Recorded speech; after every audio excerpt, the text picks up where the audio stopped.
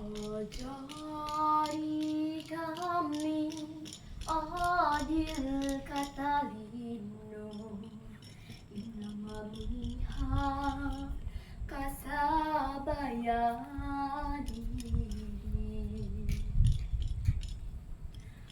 Ajari kami bacuramin kasaruga kami basengan kakita ojubata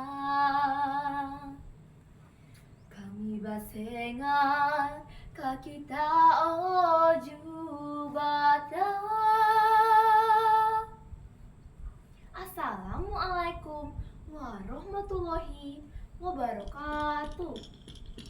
Dewan juri yang saya hormati dan teman-teman yang saya banggakan. Perkenalkan, nama saya Graciela Saraswati. Saya perwakilan dari SDN 02 Bengkayang. Hari ini saya akan menceritakan sebuah dongeng yang berjudul Asal-usul Adat Nyangahan Dayak Rarabakati Kabupaten Bengkayang. Begini kisahnya. Dahulu kala di sebuah kampung hiduplah dua bersaudara. Yang tua bernama Ranto dan adiknya bernama Bungkal. Mereka berdua memiliki kehidupan yang sangat berbeda. Ranto memiliki kehidupan yang serba berkecukupan atau sangat kaya. Sedangkan adiknya Bungkal sangat miskin. Di suatu hari, Bungkal ingin nyangahat di ladangnya. Tetapi dia bingung karena tidak punya apa-apa. Akhirnya, ia meminta anaknya untuk pergi ke rumah kakaknya untuk meminjam beras dan ayam. Nak, kamu pergi ke rumah wawamu ya. Bilang sama wawa, bapak mau pinjam beras dan ayam untuk nyangahat di ladang. Baik, Pak, jawab anaknya. Anak Bungkal pun segera pergi ke rumah wawanya. Setibanya di sana, ia langsung bertemu wawanya dan berkata, "Wah," kata bapak, "dia ingin meminjam beras dan ayam untuk nyangahat di ladangnya." Teman-teman, kira-kira apakah Ranto mau membantu adiknya itu? Kita lanjut ya ceritanya. Ranto pun menjawab, Lalu, kapan bapakmu mampu membuat adat? Pakai apa dia beli bahannya? dan akhirnya dia pun tidak mau membantu adiknya tersebut. Anak Bungkal pun pulang dengan tangan kosong. Setibanya di rumah, ia menyampaikan pesan Wawan tersebut kepada bapaknya. "Pak," kata Wawa, "dia tidak mau meminjamkan pinjaman beras dan ayam karena sampai kapanpun bapak tidak akan pernah bisa dapat padi. Walaupun bapak memotong harimau, merpati, dan juga itik." Bungkal pun menjawab, Baiklah, tidak apa-apa.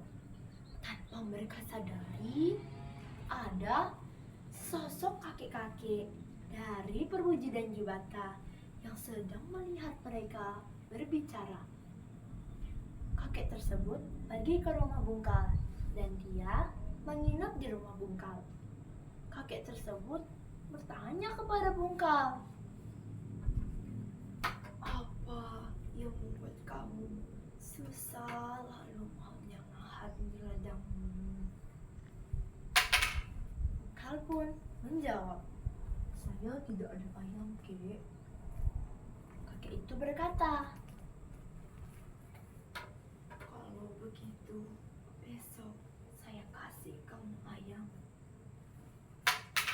Keesokan hari pun tiba dan kakek tersebut datang ke rumah Bungkal dengan membawa seekor ayam. Kakek tersebut berkata kepada Bungkal, "Jadi, nyemahatlah di ladangmu. Jangan suruh orang lain. Yang penting, siapkan patiknya lengkap-lengkap. Isi patiknya tumpi, selikat, latok, sisip timun, dan jawab. Kamu panggil nama saya. Kalau ada bunyi begitu, berarti saya datang. Dan kamu boleh berhenti nyemahatnya." Bungkal pun menuruti kata kakek tersebut. Ia kemudian pergi ke ladangnya. Sampainya di ladang, ia mengeluarkan isi patiknya tersebut dari dalam takitnya. Sesudah itu, ia kemudian duduk dan memulai menyengahatnya.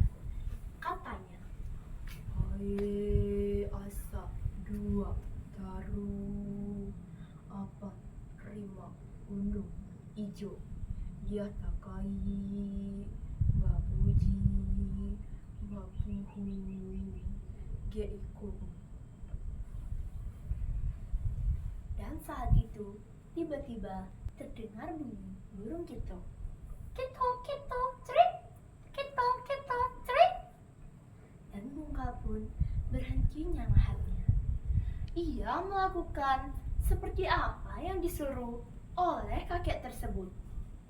Keesokan hari pun tiba, dan kakek tersebut datang ke rumah Bungkal. Bungkal menyapa kakek tersebut. Kek, mari kita makan. Kakek tersebut berkata, Saya sudah makan, kan kamu sendiri yang kasih saya makan. kakek tersebut kemudian mengeluarkan isi makanan dari dalam tasnya. Ternyata itu adalah isi patik Bungkal. Bungkal pun berkata, Berarti kemarin kakek datang ya? beberapa hari kemudian Bungkal pun membuat ladang, dan padinya sangat subur dan berbuah banyak. Sedangkan padi kakaknya Ranto sangat gersang. Melihat hal itu, Ranto pun merasa iri. Kemudian ia membelah ayam menjadi dua dan melemparnya ke sisi kiri dan sisi kanan ladangnya. Karena melihat sifat Ranto yang sombong, Juwata pun marah. Lama-kelamaan, Ranto pun jatuh miskin dan Bungkal jadi orang kaya.